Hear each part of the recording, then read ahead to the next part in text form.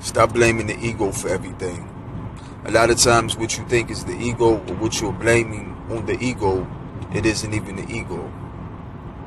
It's something else.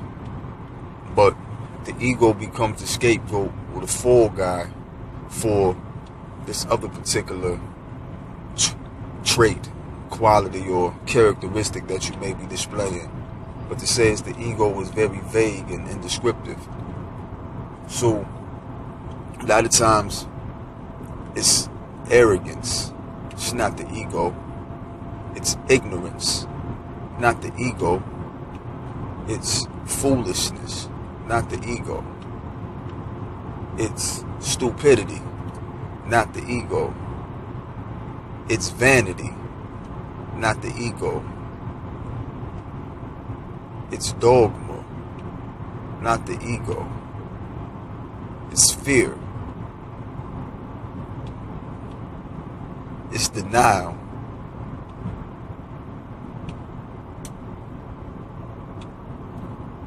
Refusing to accept accountability for your actions. But it's not the ego.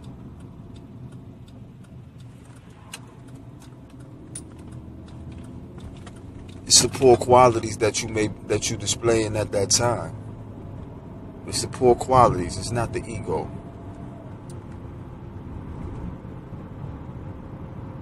It's like the ego has become the new devil, death to the ego, and karma's become the new God. Karma's going to get you. So people fear both. Fear karma, damn the ego. But like I said, most times it's not the ego. It's vanity, it's arrogance, it's ignorance, it's laziness, lack of accountability.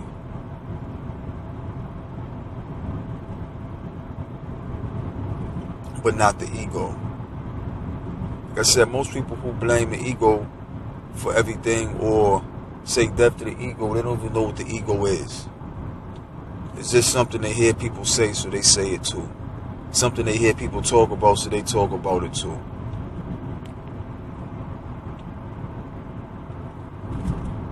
But when it really comes down to it, they don't know what the hell the ego is. They don't know what it is. They don't know what it ain't. They don't know what it's responsible for, what it's not responsible for. But a lot of times it's a way to take the blame off of themselves. You know, it's a way to look outside yourself, or to look at something other than yourself as being the issue. When 9 times out of 10 the issue is self. You know, it's you. It's you that's getting in the way. You know, it's you not wanting to deal with your shit. You know, your issues. It's you not wanting to deal with whatever mental issues that you have going on. Or even denying the fact that there's an issue going on at all. See, that's the biggest thing is denial. Denying that the problem exists. As long as you deny that the problem exists, there could never be a solution to the problem. I mean, you have to see the problem in order to solve the problem. But see, a lot of people don't want to see the problem because then they'll have to see themselves as being the problem, being the root of the problem. But see, not only are you the root of the problem, but you're also the solution to the problem. They're one and the same.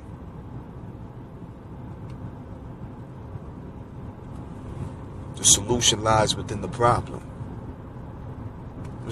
Sometimes you have to go back to go forward. That's why they say going back to square one or back to the drawing board. You trace your steps back, then move forward. See, that way you see where you went wrong prior. So you know not to go in that direction, or you know not to step that way. You know to move a little differently.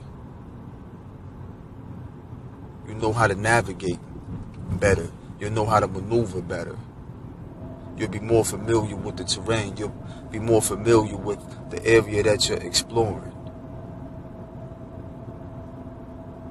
But even just self-recovery and when dealing with self-discipline or self-mastery.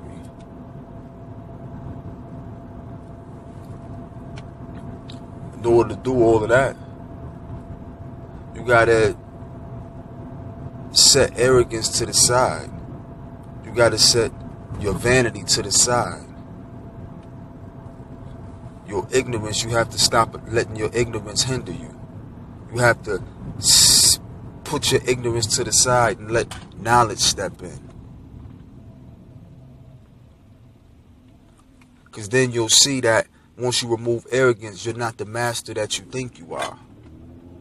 You're still a student working to achieve mastery. And there's different levels of mastery. So even the master is still a student. Once you remove the ignorance, you'll see that you really don't know all that you think you know. And there's more to learn than what you already know.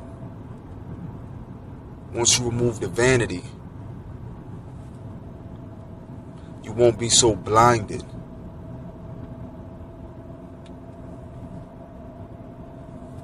by being stuck in your ways or stuck on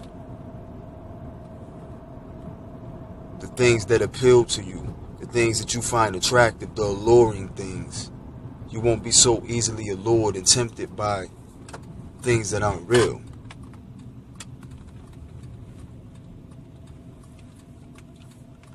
See, vanity deals a lot with illusion. A lot of times people in their vanity, it's all illusion based. They fix themselves up in these characters. And they convince themselves that they are what they see in the mirror. But that's not who you really are. That's a form of self-hatred. A form of self-denial and not accepting who you truly are. So once you remove the vanity, you're able to see yourself for who you truly are. And you're not sidetracked by or confused by this image that you portray in the mirror.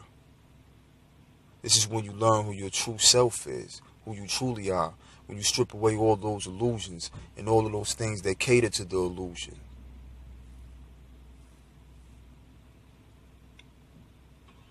But like I said, it's all about acceptance. No longer being in denial about what is and what isn't. But acceptance and being able to accept things for what they are and to be able to make the changes necessary to mold them into what they need to be. But like I said before, ego is just another word for self. The ego is self. So if you're going to blame the ego, blame self. Because it's you. You're the root cause. You cause the effect. So it's up to you, being the root, being the cause, to alter the effect or to control what the effect is. See, the effect is just the outcome. Everything that you do, every step that you take, it leads to a particular outcome. It leads to a certain outcome. So this is why they say move wise.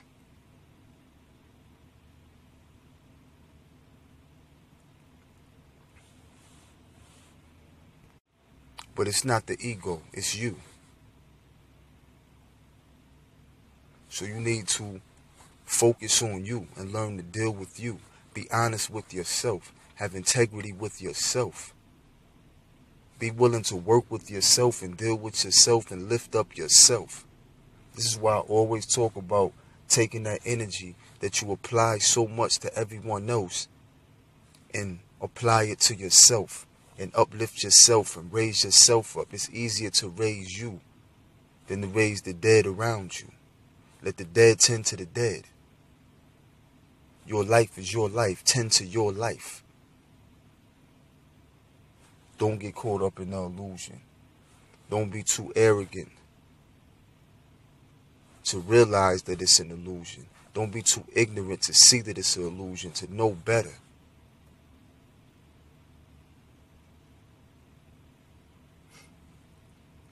And don't be too lazy to do the work necessary to make the changes that are necessary. You have to do the necessary work to make the necessary change. So, learn what your work is. Know your work and apply your work. You are the work. You either progress or you don't.